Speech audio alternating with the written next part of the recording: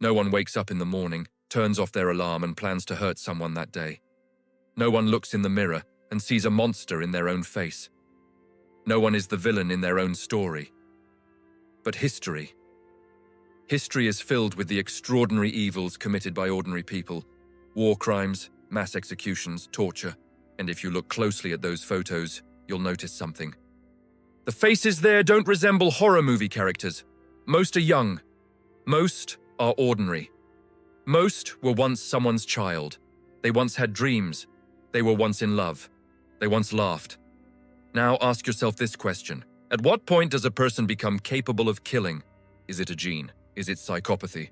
Or is it a transformation gradually shaped by circumstances? Because the truth is, most acts of great violence do not emerge in a single explosion. They come step by step. First, language changes, then perception changes, then the boundaries shift. Do you know what's most terrifying? This transformation often goes unnoticed, even by the person themselves. Think of a soldier. He's only 19 years old. Just a few months ago, he was talking to his mother on the phone, joking around with his friends. Now he has a gun in his hand. An enemy stands before him. But that enemy is also someone's son, someone's brother, someone's lover. So how is it possible to pull the trigger? How can the human mind justify this? Here's where the truly disturbing possibility begins. Perhaps the issue isn't bad people. Perhaps the issue is what ordinary people are capable of under the right circumstances. Perhaps evil is not rare. Perhaps what is rare is the absence of the right conditions. Think about it. If authority constantly tells you this is necessary, if everyone around you is doing the same thing, if fear gnaws at your mind for days, weeks, months, if the other side is no longer coded as human, but as threat, the mind changes.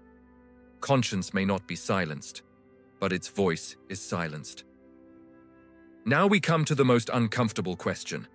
Is the problem in human nature, or is it in the system that shapes humanity? If it is the system, if the conditions are these, how different would we be under the same conditions? This question is unsettling because the answer may not be as comfortable as we imagine. And perhaps the greatest shock is this. Evil is not some foreign thing knocking at our door. In the right environment, it is a possibility that could arise from within us. There is a fairy tale that society loves. The bad guys are different. They are inherently flawed. They lack empathy. There is a dark core within them. This fairy tale is comforting because it draws boundaries. We are good. They are evil, and we will never be like them. This thought is a mental safety belt.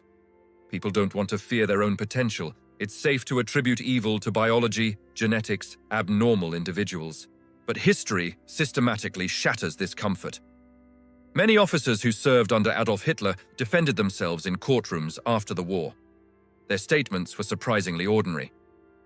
I was following orders. Everyone was doing it. That's how the system worked. No one described themselves as evil. No one said, I was born evil. What was seen in the courtrooms was not a devilish laugh. What was seen was bureaucratic coldness, official language, official sentences, emotionless reports. Some of the greatest atrocities in human history were planned at meeting tables, at typewriters, with seals and signatures. A person went to work in the morning and returned home in the evening. He kissed his child. He ate dinner. And the next day, he served the same system again. This image is disturbing because we are looking for a monster. But what we encounter is ordinariness. Psychology tells us this. The human mind wants to see itself as a moral being. This identity does not crack easily. Even individuals who commit the most serious crimes often define themselves as justified, doing their duty or part of a necessary process. At this point, the issue is not innate evil. The issue is that humans are shaped by their context. Within a system, people adapt to their roles. Within an ideology, a person finds meaning. Within a group, a person becomes normalized. And the most dangerous thing is this. Normalization is silent. What is initially disturbing becomes ordinary over time. A word changes, then a decision, then a signature. After a while, what is done is no longer perceived as a crime, but as a duty. This is where the myth collapses. the monster may not be born. The monster can be slowly constructed within the conditions. Evil does not always come with a twisted face. Sometimes he wears a tie, sometimes he wears a uniform, sometimes he smiles, and sometimes he still thinks he's a good person. That's what's truly shocking. Because if evil isn't just the work of broken individuals, then the issue is much closer to home and much more human. Obedience to authority, the Milgram experiment, the 1960s. The world is still reeling from the trauma of World War II. In courtrooms, people defend themselves by saying, "I was following orders." A question hung in the air. Really? Can a person harm another simply because they were ordered to? Stanley Milgram took this question seriously, and he brought it into the laboratory. The design of the experiment was simple. In fact, it was too simple. The participant was told that an experiment on learning was being conducted. There was a student sitting in another room. He was actually an actor. The participant would administer an electric shock for every wrong answer. Initially, the voltage was low, 15 volts, 30 volts, 45 volts. With each mistake, the button would move up one level. Sounds began coming from behind the wall. First, a slight discomfort, then agonizing screams, then please. "I have a heart, please stop."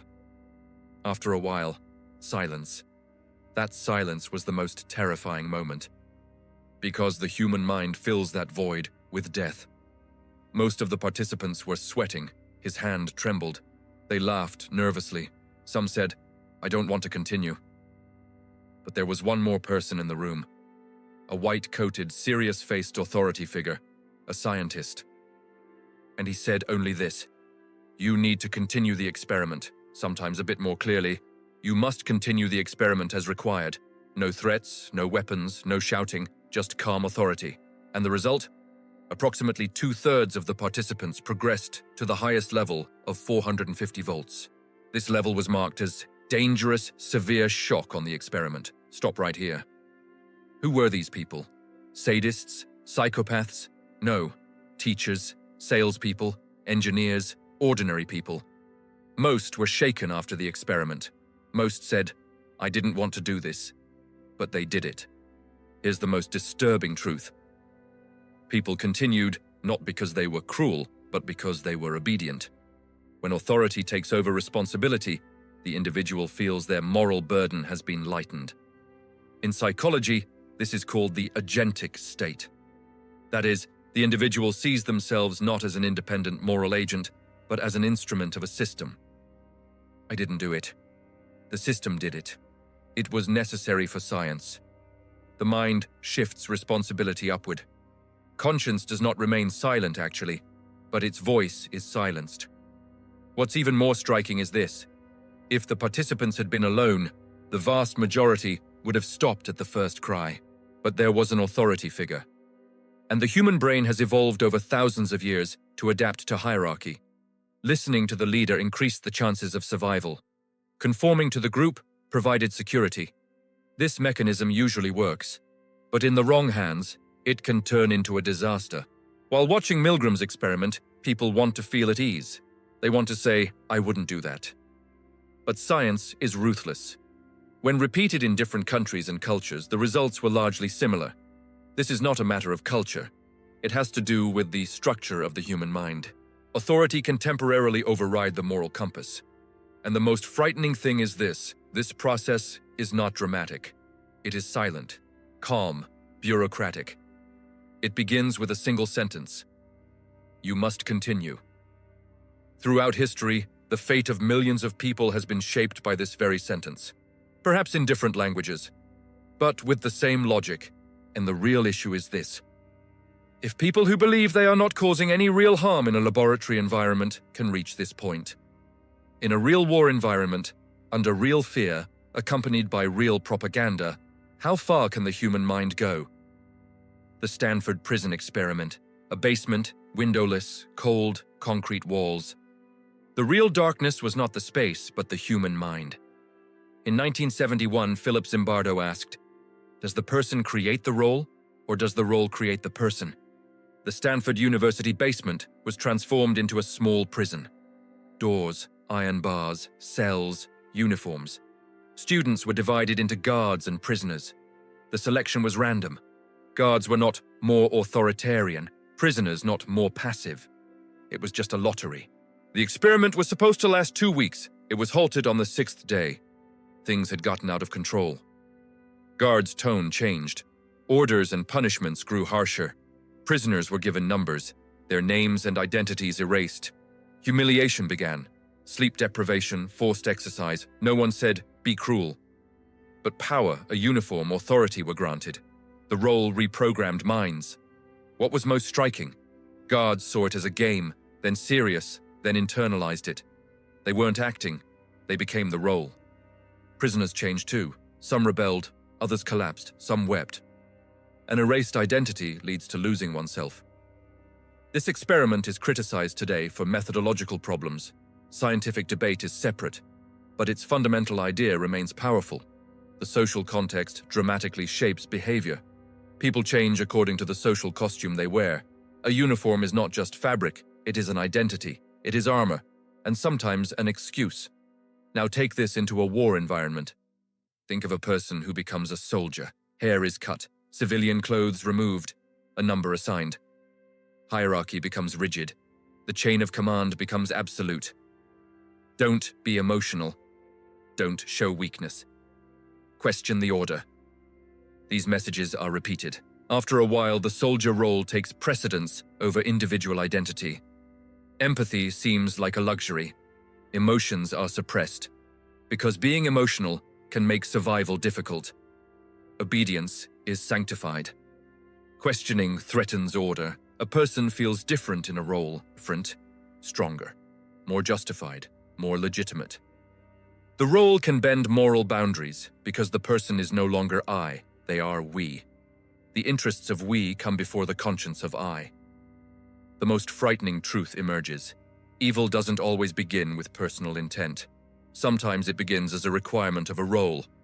I was just doing my job. This sentence seems ordinary, but it has echoed millions of times throughout history. Stanford's basement was a small model. The battlefield is a vast stage. There, the uniform is heavier. The weapon is real. The threat is real. The fear is real. And the role goes even deeper. Now it's time to look in the mirror. If you were given a uniform, if you were given authority, if you were constantly told about the enemy, how much would the role change you? Dehumanization. The enemy is no longer human. War does not begin with weapons. War begins with words. First, language changes, then perception, then reality. One morning, there are no longer any people in the news. They exist, traitors, scum, viruses, pests, microbes, a stain that needs to be cleaned. Look at history.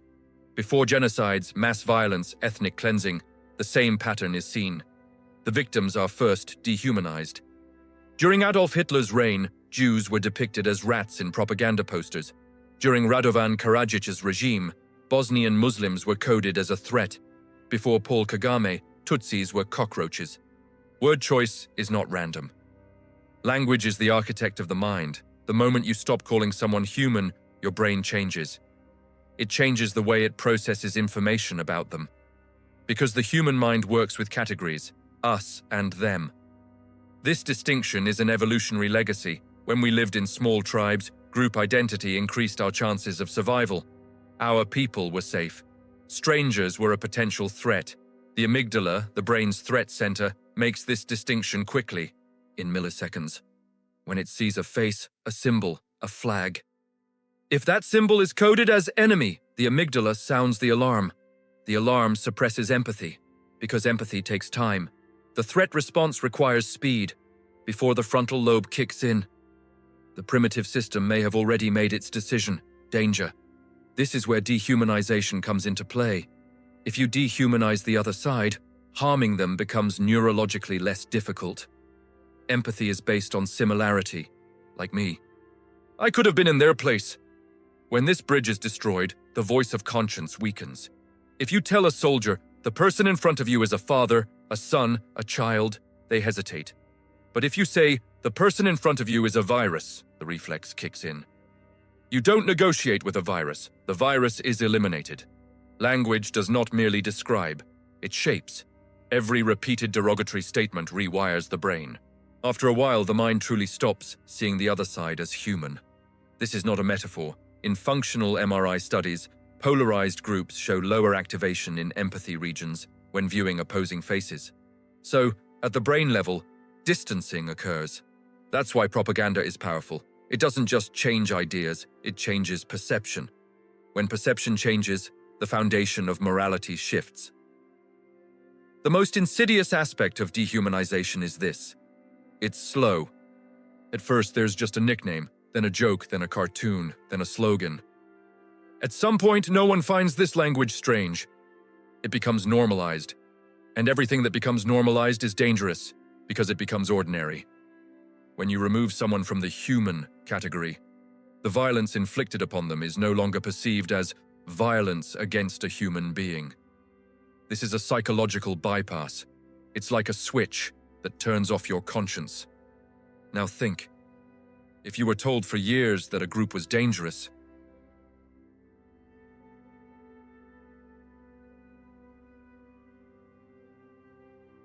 would the mind continue to see that group as truly human?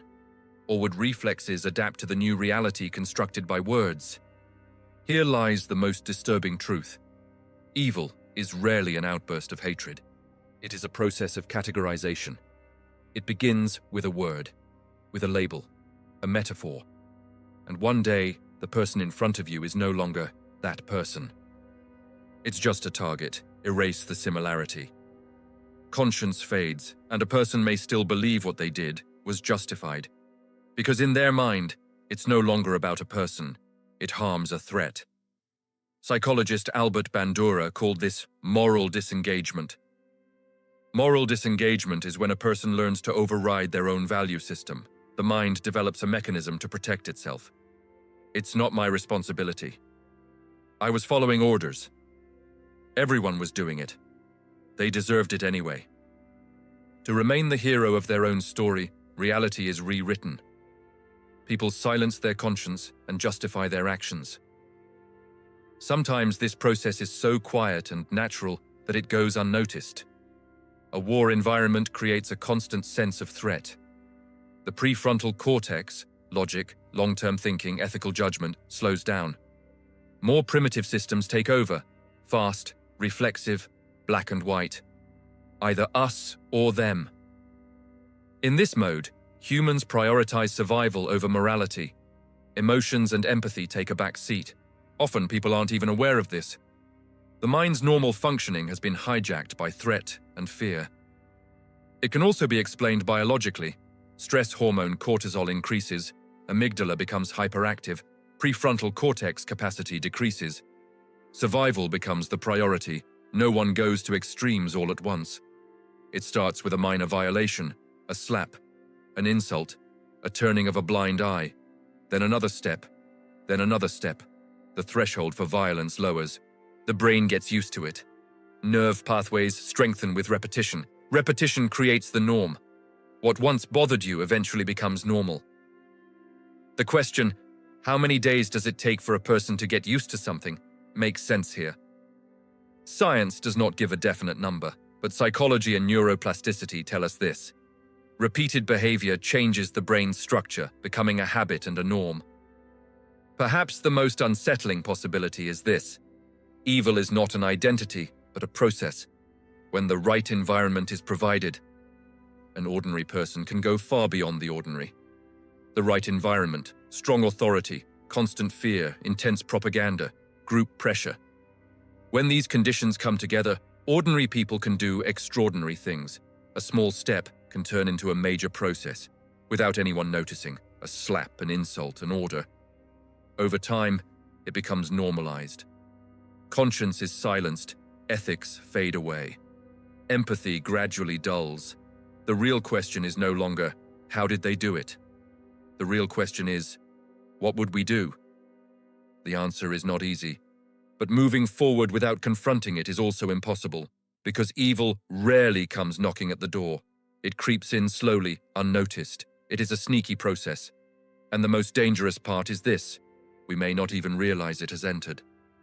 A person within a system under repeated small steps and social pressure, feels normal and justified. Responsibility becomes not mine. The chain of command becomes sacred, and what is done can be horrific, even to those who observe it. That is why history records the extraordinary cruelty of ordinary people. That is why we must always look in the mirror, because evil creeps in silently, invisibly, seeping through the human soul. And the most frightening part, when evil enters, it brings with it the justifications to make itself seem right. After a while, the person comes to see what they have done as a duty, a necessity, a requirement of the system. And at this point, an ordinary person can write their name in the darkest pages of history. Silently, invisibly process rules instead of identity. Evil, therefore, can never be sought only in other people. It is always potentially present within everyone.